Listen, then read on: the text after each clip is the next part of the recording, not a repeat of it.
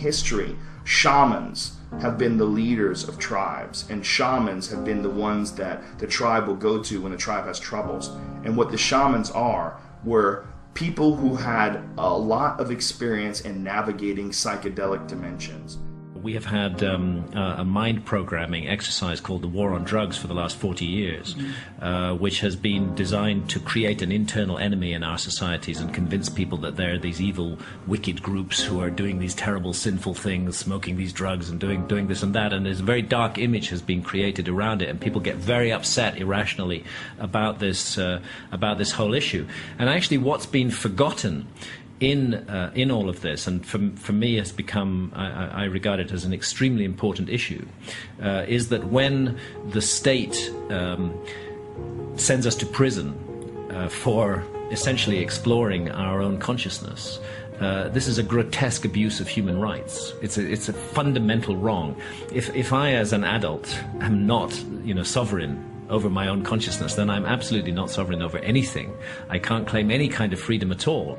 And what has happened over the last 40 or 50 years under the disguise of the war on drugs is that we have been persuaded to hand over the keys of our consciousness to the state. The most precious, the most intimate, the most sapient part of ourselves, the state now has the keys. And furthermore, they've persuaded us that that's in our interests. This is a very dangerous situation.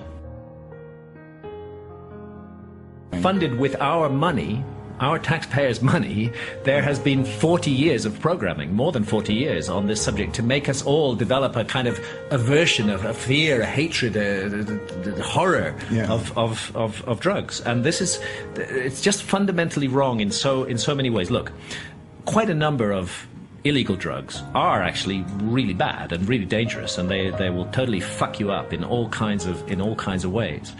But I believe that the sovereignty of the adult over his or her own body and his or her own mind trumps everything else. Sure. And we must have the right to make our mistakes. Yes. We already have laws in our society for punishing bad behavior. If somebody on drugs goes out and gets in somebody else's face and causes them trouble, we already have laws to deal with that. We don't need new laws that control our consciousness and rigidly place it in a prison and actually place us in prison. If that's what you want to do, if that's your adult decision, that's your choice. What does liberty mean if it doesn't mean that?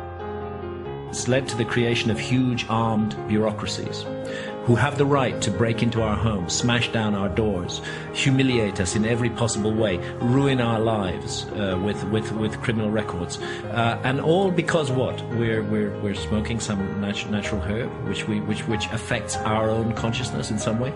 So again, I say, if we get into the faces of others, the state may have a role to play, and it does, and it already has elaborate rules for dealing with that. But for the state to have transgressed the consciousness of free sovereign adults is a grotesque abuse of human rights.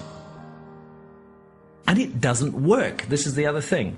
If the state could turn around and say, the war on drugs has worked, we have reduced the consumption of this, that, it's not true. They haven't reduced the consumption of any drugs. The consumption of all illegal drugs has gone up.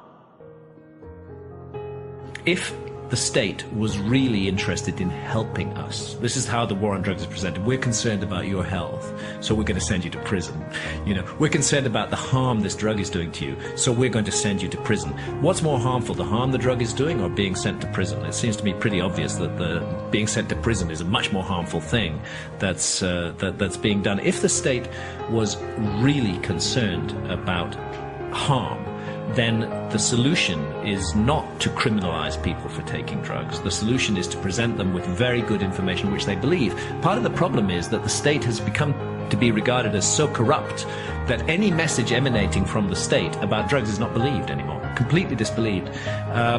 So once again, we come to this issue of adult sovereignty over consciousness. And our right also to make mistakes with our own body, if we do that. That's what I believe we're here on this earth to learn and to grow and to develop. And we have to have adult responsibility to do that.